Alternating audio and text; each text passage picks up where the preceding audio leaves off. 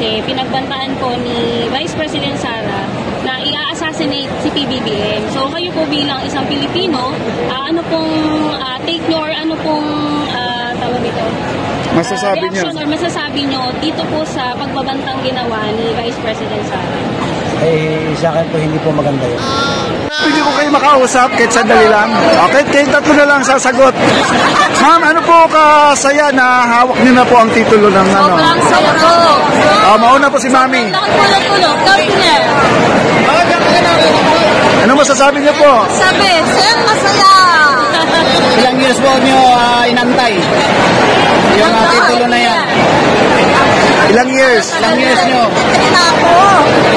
Ilang years? 73 na ako. 73 ka na. Yung lupa, kailan nyo, ilang taon na yan na hindi natitulungan? Akin ang lolo.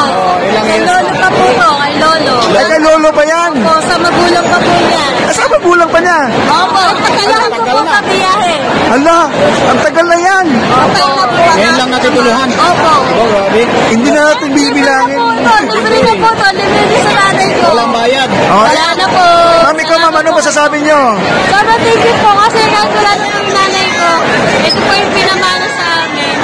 So malaking tulong po ito kasi doon po kami kumukuha ng pinagkukunan ng pangangailangan namin sa pang-araw-araw, tulad ng pagsasaka, pagtatanim ng mga saging, niyong po at saka po sari-sari pong gulay.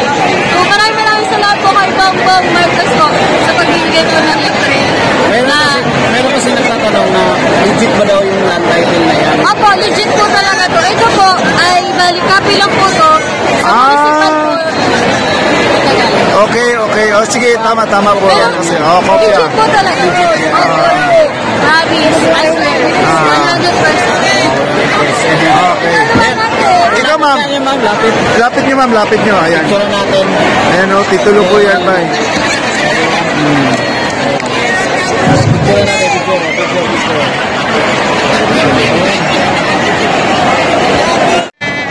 Last tour po kami sa ating Pangulong Bongbong Marcos kasi makikita niyo na po siya ngayon. Maraming salamat po po din. Sana marami pa po kayong natulungan na kagaya namin mahihirap. So mama, na ang kalua pala, ilan po ba mami yung anak niyo po na nag-aaral? Ayun po, isa lang po ang aking anak. Matipid si Max. So, Yung kaya-kaya lang po. yung kaya lang. Ano po? Tay, bali, ang nangyari po kasi, pinagbantaan po ni Vice President Sara na i-assassinate si PBBM. So kayo po bilang isang Pilipino, ano pong take nyo or ano pong tawag dito? Masasabi nyo? Reaction or masasabi nyo dito po sa pagbabantang ginawa ni Vice President Sara? Sa akin po hindi po maganda yun.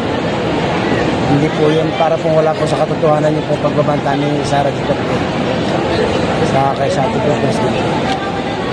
Bilang Vice President, sir, dapat po ba napagbantaan niya ng ganun ang Pangulo? Hindi po dapat. So kung aware din po kayo, sir, sa mga confidential fund na hanggang ngayon walang kalinawan kung saan napunta, ano po ang opinion niyo doon? Yung confidential fund ng Vice President, ano po ang masasabi niyo doon? Ang masasabi ko po doon dapat ay hindi po dapat gawin ni Sara Duterte yung po mga kanya pong kinuha na yung kay Pangulo.